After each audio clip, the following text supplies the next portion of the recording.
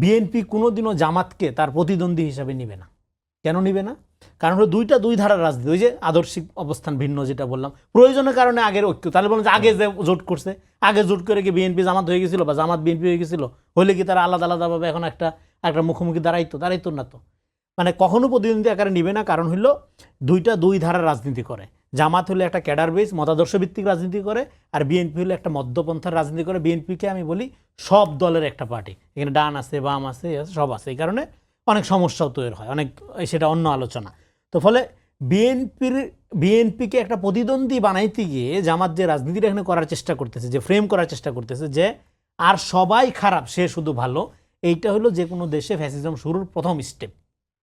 আচ্ছা, আপনি যদি ভালো হন ভাই, আপনি নিজ গুণে ভালো হন, আপনি খারাপ এই কারণে আমি ভালো, এটা হাসিনার মডেল। হাসিনা কি বলছিল? সব খারাপ, হ্যাঁ, আর আমি শুধু ভালো। তো আপনি যখন ভালো খারাপ এইভাবে সমাজকে বিভক্ত করে ফেলেন, তখন ফ্যাসিজমের শুরু হয়। এবং আপনার কর্মীগুলো এতটাই ডেসপারেট হয়ে ওঠে, যেমন 5 তারিখের পরে আপনি যদি জামাতের সমালোচনা করেন তাহলে আপনি নিরপেক্ষ না। আপনার নিরপেক্ষ হওয়ার শর্ত হলো জামাতের প্রশংসা করতে হবে। যে কাজ তুমি প্রশংসা করো নাই সেখানেও করতে হবে। একই কাজ যদি ধরেন বিএনপি করে সেটা খুব খারাপ, বা এনসিপি করলে খুব খারাপ, বা আগে মানে এনসিপি জোট হওয়ার আগে তো খুবই খারাপ ছিল, এখন ভালো হয়ে গেছে।